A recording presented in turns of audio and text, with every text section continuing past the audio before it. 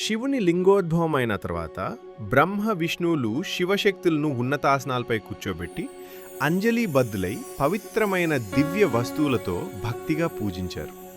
హారాలు, కిరీటాలు, వస్త్రాలు, పుష్పాలు, ధూపం, దీపం, చామరాలు, గొడుగులు వంటి అమూల్యమైన వస్తువులతో అంబికా సహితుడైన పరమేశ్వర్ని ఆరాధించారు.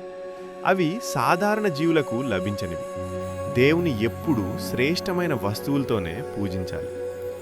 ఈశ్వరుడు ఆనందించి ఆ పూజా వస్తువులను దేవతలకు ప్రసాదంగా ఇచ్చాడు.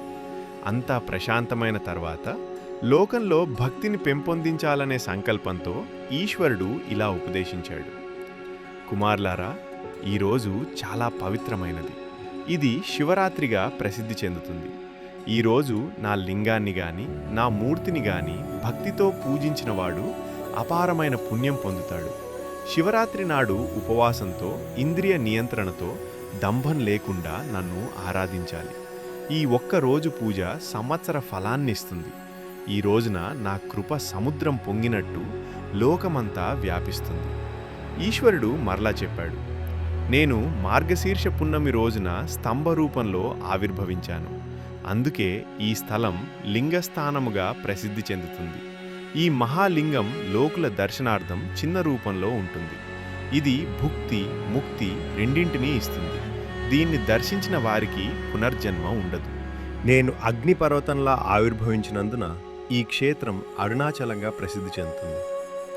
ఇక్కడ చేసిన దానం, జపం, తపస్సు కోటి రెట్లు ఫలితాన్నిస్తాయి. ఇది నా క్షేత్రాలలో అత్యంత గొప్పది. ఇక్కడ స్మరణ మాత్రంచే ముక్తి.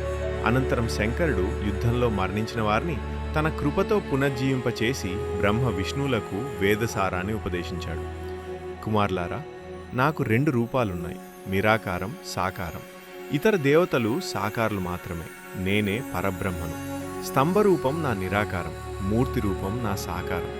లోకంలోని స్తంభాలు, కొండలు, వృక్షాలు అన్నీ నా స్వరూపాలే. నన్ను తెలియక మీకు అహంకారం కలిగింది. దాన్ని తొలగించడానికే నేనిలా అవతరించాను. లింగం ప్రధానము, మూర్తి ద్వితీయము. లింగం ఉన్న చోటే క్షేత్ర మహిమ ఉంటుంది. లింగ ప్రతిష్ఠ చేసిన వాడు ఉన్నత గమ్యాన్ని చేరుతాడు.